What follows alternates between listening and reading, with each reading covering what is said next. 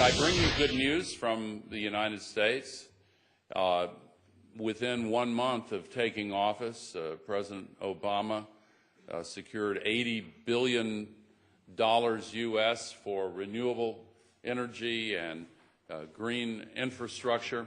And then just 2 weeks ago, the House of Representatives passed the Waxman-Markey bill, which, for all of its flaws, does put a price on carbon and is very much a step in the right direction. It achieves real reductions below the 1990 base level by 2020.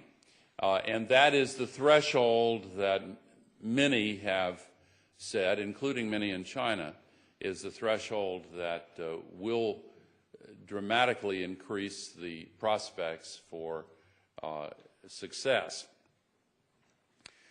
But it is the awareness itself that will drive the change. And one of the ways it will drive the change is through global governance and global agreements.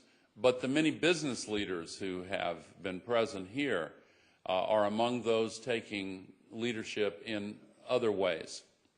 We talked, for example, about, we heard this morning about efficiency, and Jerry made that point very well.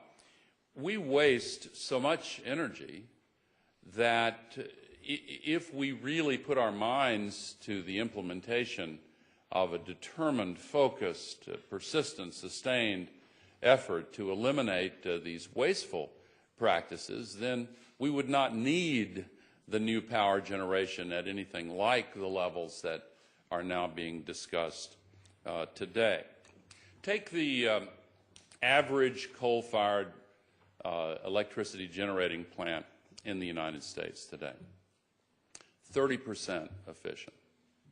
70% of the energy in each lump of coal, if you will, it's all mostly pulverized coal, but 70% of the energy in the coal is completely wasted, just completely wasted.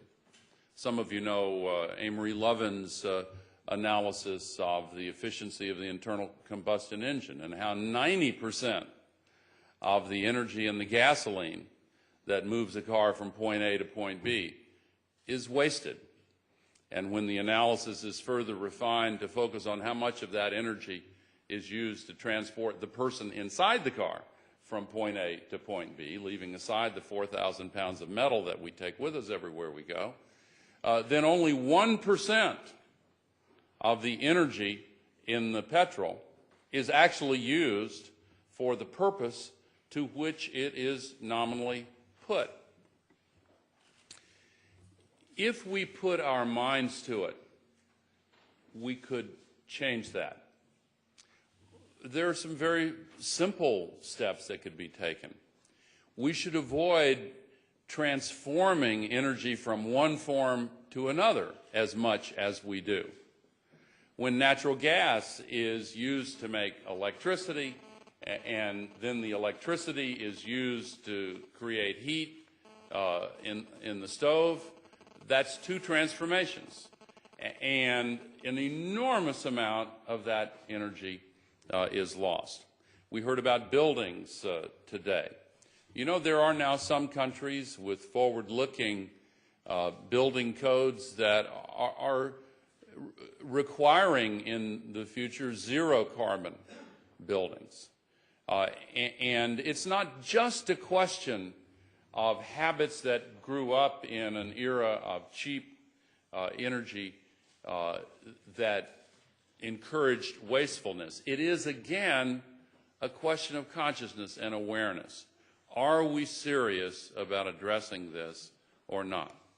We heard about deforestation. We haven't heard very much in the international community about soil. There are between 3 and 4.5 times as many tons of carbon in soils down to a depth of 1 meter than there are in all the vegetation in the world. Twice as much carbon in the first meter of soil than is presently in the atmosphere. The yields in Ethiopia are common throughout sub-Saharan Africa. Why? Well, they don't use enough fertilizer. In developed countries, we use way too much artificial nitrogen fertilizer, but they don't have enough. But far more importantly, their soils have been degraded. They have less than 1/10 the amount of carbon in the soil that is considered the threshold for fertile growing of crops.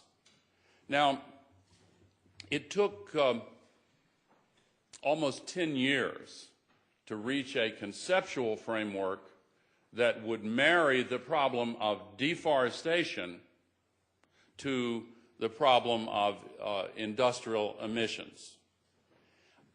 We cannot allow it to take that long to include soil carbon.